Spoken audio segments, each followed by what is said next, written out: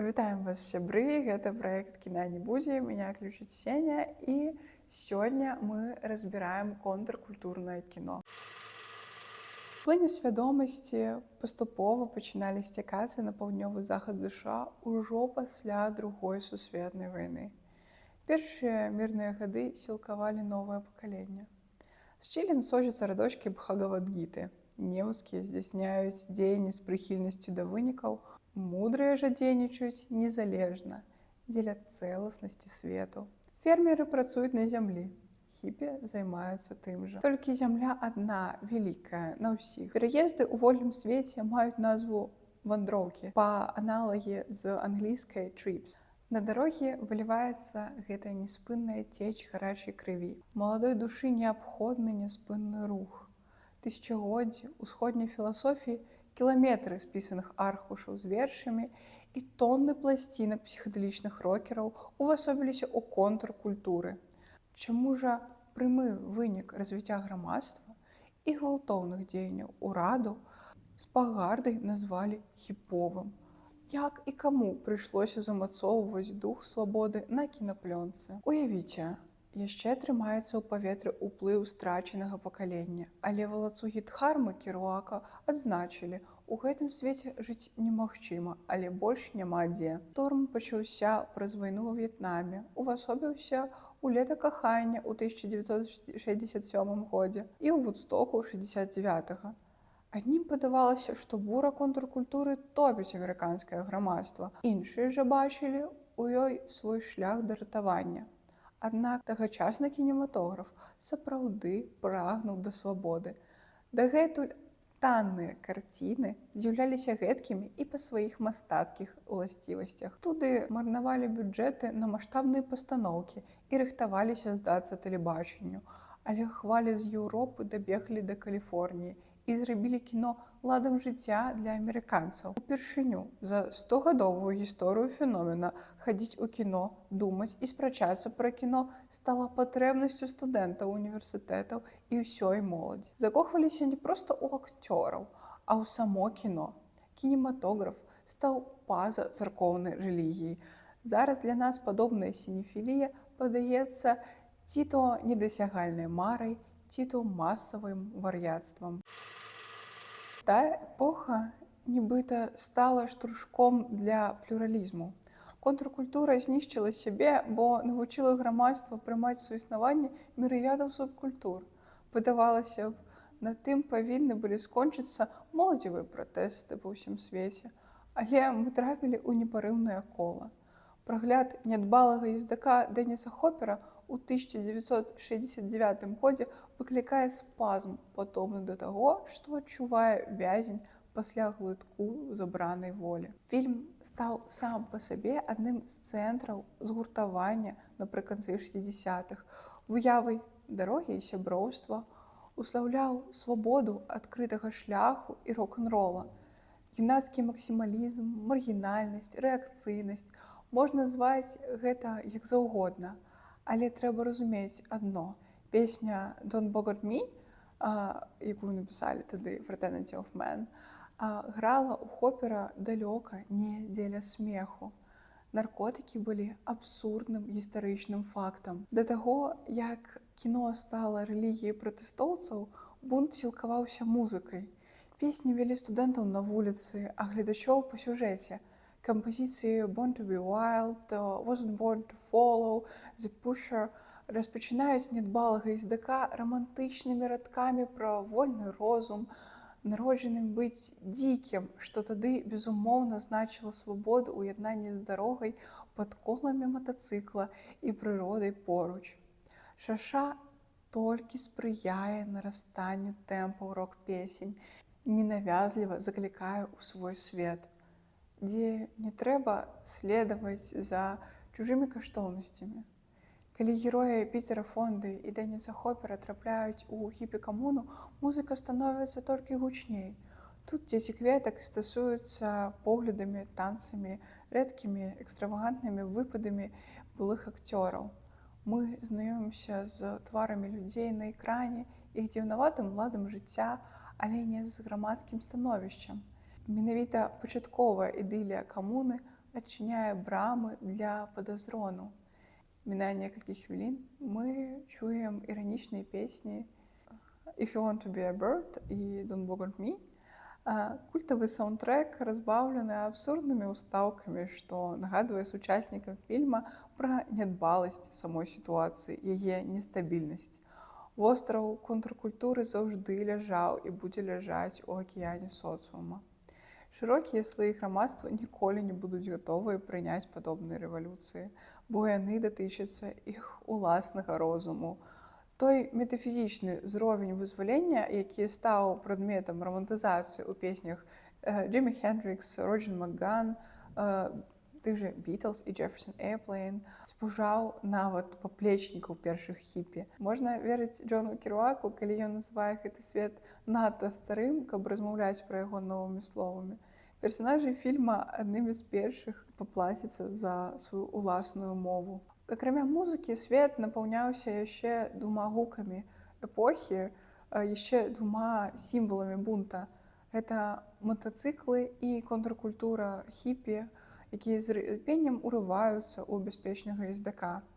Уайт, ён жа Капітан Амерыка, ён жа Пітер Фонда і Білі, ён жа Дэніс Хоппер, распачынаюць пошук Амерыкі. Героі прадаюць адні псіхадэлікі, спачуваюць іншыя, шукаюць вызвалення, знаходзяць смерць.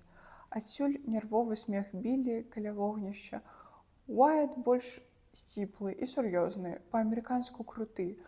Аддалена ён нагадвае фігуру Хрыста, калі б на яго бензабаку, шлеме і скуранцы лунаў амерыканскі сцяг. Фігуры байкераў да жаху сімвалічныя. Фонда выкідвае наручны гадзіннік перад тым, як адправіцца ў падарожжа.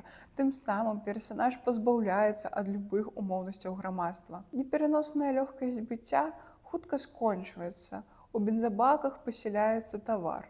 Рух запавольваецца, адчуваецца цяжар адказнасці за выбар быць свабодным і трывога. Асноўная дэкарацыя тут пустыня. Яна сама прадстае галоўным сімвалам нерэкламнай Амерыкі. Дагэтуль ніхто з тых, хто выправіўся на яе пошук, не стрываў скончыць свой шлях жывым. Адзін з байкаў патрабуе рамонта. Персанажы пазычаюць інструменты на ранча, што прыводзіць да цяжкага візуальнага супастаўлення замены колаў і падкоўвання коняў. Потым яны вячэраюць з абветраным жывёлаводам і яго мексіканска-амерыканскім вывадкам.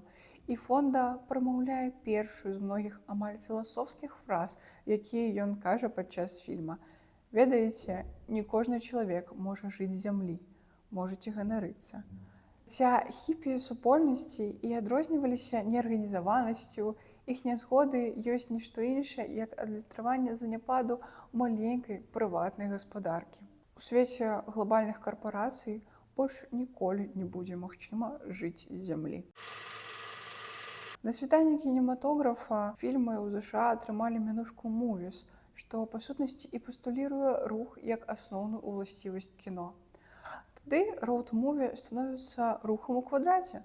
Мы з вамі зараз абралі прадметам даследавання псіхадэлічнае роуд-муві, паскораны ў сотні разоў рух свядомасці. Кожны прыпынак на шляху да сябе дораць персанажаў псіхадэлічны досвед, часта зусім без дапаможных рэчываў. Сутыкненне з рэчаіснасцю пашырае межы розуму. Вось яны назіраюць простых людзей, вось сустракаюцца з паліцэйскім самавольствам. Хаця героі пастаянна знаходзяцца на памежжы дабра і зла, жыцця і смерці, дарога згладжвае ўсё. Само ўзнікненне героя Джека Нікалсона адзначыла ўседазволенасць, нібыта кожны з нас можа далучыцца да гэтай вандроўкі. Фільм літаральна ажывае з захапляльным з'яўленнем адваката Джорджа Хэнсона, якога Уайт і Білі сустракаюць у турэмнай камеры. Вы, хлопцы, не выглядаеце так, быццам вы з гэтай часткі краіны, кажа ён. Адвакат-алкаголік у добрых адносінах з паліцыяй. Ён арганізоўвае іх вызваленне, дае назву першакласнага публічнага дома ў Новым Арлеане і кажа, што шмат разоў выязджаў на Марді-Гра. Але так і не здолеў перасечь мяжу штата.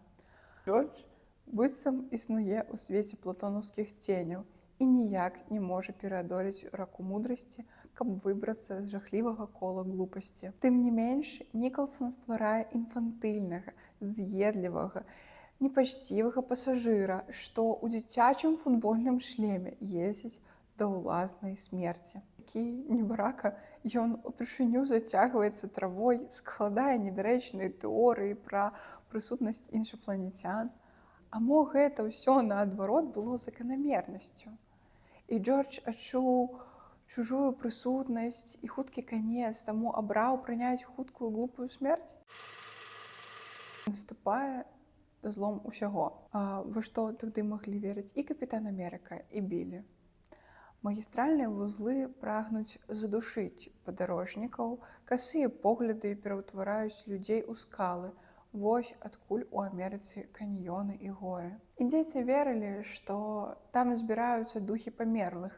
Так выглядаў іх паганскі рай. Там жа засталіся нашы ездакі. Але пакуль надыходзіць час адкінуць любую мараль, лозунг «Sex, drugs, rock-and-roll» увасабляецца ў фінальных сцэнах. Гэтыя эпізоды аб'ядноўваюць вуліцы Новага Арлеана, бардэль і каталіцкія могілкі. Наколькі гэтыя супраціўныя лакацыі? Мяркую, зусім не. Сталіца культа вуду ўначы сустракае нашых герояў яркімі вывескамі і рытуальнымі карнаваламі. Статуі ў публічным доме даруюць падарожнікам прабачэнне. Самі па сабе яны нібыта скрадзеныя з касцёла. Склепы даюць прытулак для духоўнага падарожжа. Шырокі кут аб'ектыва, эфект рыбінага вока, рух камеры альбо яе незручнае размяшчэнне робіць прагляд падглядам. Мы быццам трапляем у чужы інтымны досвед.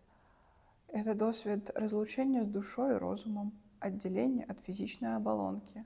Для герояў падобны вопыт стаў даволі балючым. Мы ўсё згубілі, кажа дагэтуль спакойны Уайт. Параноя Білі ўзмацняецца. Гэта адпавядае таму, што Полін Кейл назвала калісьці сентыментальнай паранояй фільма, якая адпавядала поглядам шырокай маладой аўдыторыі. У 60-е гады было крута адчуваць, што ты не можаш перамагчы, што ўсё сфальсіфікавана і безнадзейна.